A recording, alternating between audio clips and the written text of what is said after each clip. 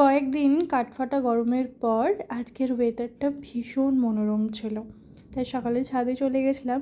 আর আজকে সকাল সকাল ওঠার কারণ হচ্ছে আজকে ছুটির দিন, সাথে ভোট, তো ভোট দিতে যাব। একটু পর শুনলাম যে ভোট কেন্দ্রে প্রচণ্ড ভিড়, তাই জন্য একটু বেলা করেই গিয়েছিলাম। তো মা আর আমি ভোট দিয়ে চলে এসেছি। ওখানে যেহেতু ক্যামেরা অ্যালাউ নেই, তাই জন্য ফোন তো নিয়ে যাইনি, তাই জন্য আর ভিডিও করা হয়নি। তো একটু ফ্লন্ট করছিলাম, আমার এই আঙুলের ছাপটা পুরো ধেবড়ে দিয়েছে একদম। তারপর একটুখানি এই ভিয়েতনামি কফিটা ট্রাই করছিলাম, ভীষণ বাজে খেতে ছিল। তোমরা কারা কারা ভোট দিতে গেলে? যে পরিমাণ ভোট পড়েছে তাতে মনে হয় সবাই গ্যাট্রো এবং খুব শান্তিপূর্ণভাবে ভোট হয়েছে আশা করি। সন্ধেবেলা বেরিয়েছিলাম, আর এই ঝমঝম করে বৃষ্টিতে আমি মোটামুটি 1-1.5 ঘন্টা আটকে ছিলাম।